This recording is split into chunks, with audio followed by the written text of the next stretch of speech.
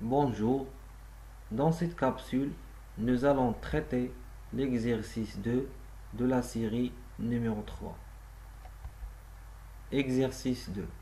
On considère l'oscillateur électronique de la figure ci-dessous. L'amplificateur opérationnel est supposé idéal en régime linéaire. On pose T0 égale à 1 plus R1 sur R0. Question numéro 1. On ouvre la boucle entre A et B. Exprimer la fonction de transfert en boucle ouverte sous la forme suivante. Déterminer alpha et exprimer f oméga et g oméga en fonction de L, R, R2, C et oméga. La fonction de transfert en boucle ouverte Tg oméga d'après le schéma ci-contre égale à VR divisé par V+. En effet, on voit très bien que notre montage assemble deux chaînes. Une chaîne directe qui se compose d'un ampli opérationnel et les résistances R0 et R1 et une chaîne de retour qui inclut un circuit RLC avec la résistance R2.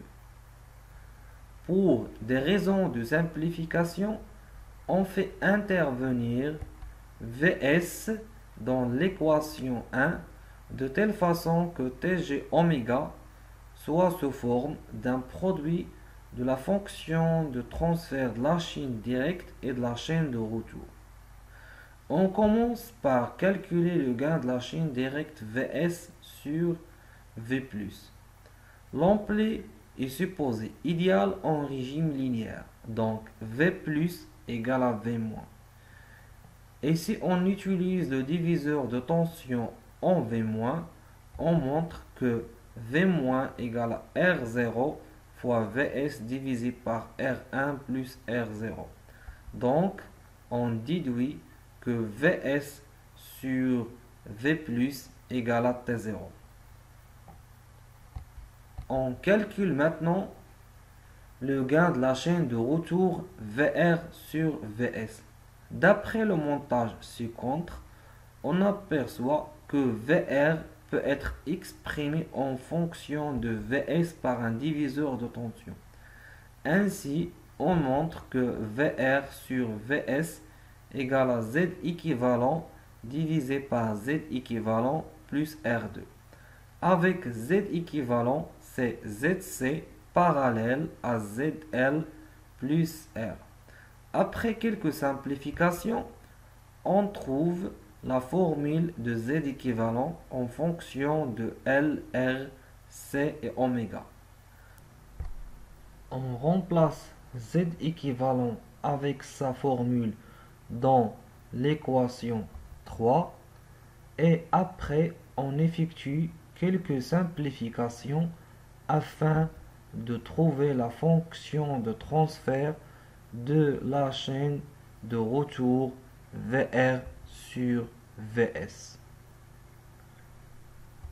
Maintenant, on revient à l'équation 1 et on remplace VR sur Vs et Vs sur V+ par ces valeurs. On obtient la fonction de transfert en boucle ouverte Tj oméga. Enfin, on compare cette fonction avec la fonction donnée dans la question 1 pour déduire alpha, f oméga et g oméga. On passe maintenant à la question numéro 2. On ferme la boucle entre A et B.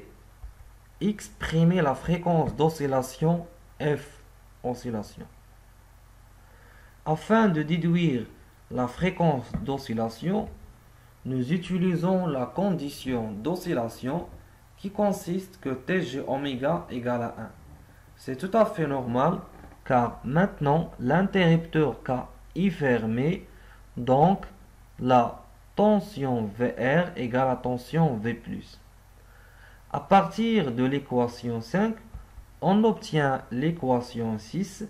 Ainsi, on compare les deux termes de cette équation et on déduit que f oméga égale à T0R et G oméga égale à T0 alpha oméga.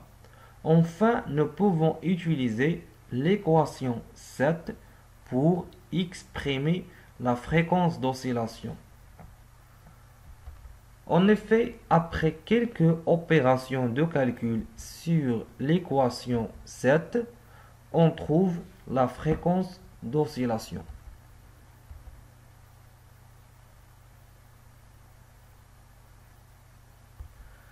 On passe maintenant à la question numéro 3. Montrer que la tension de sortie Vs vérifie l'équation suivante.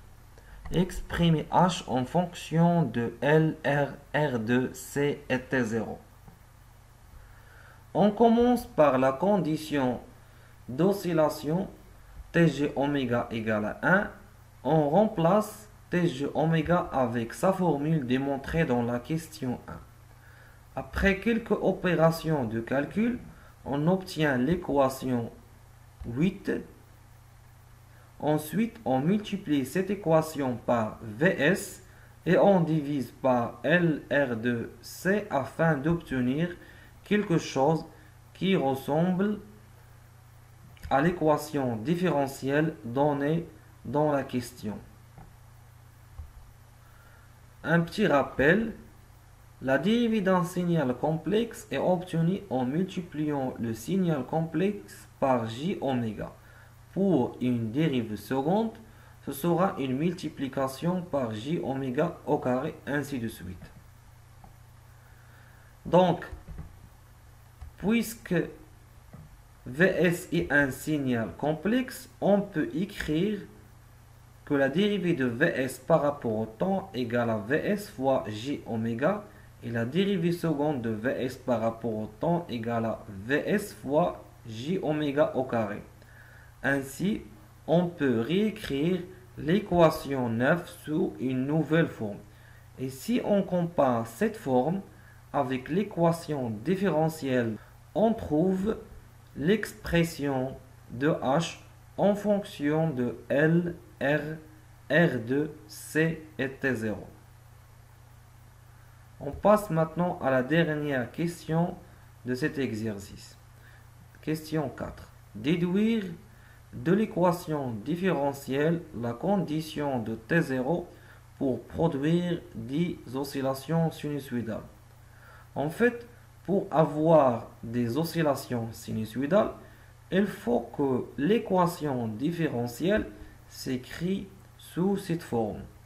Donc automatiquement, H doit être nul. Ainsi, après quelques opérations, on déduit la condition sur T0 pour produire des oscillations sinusoïdales.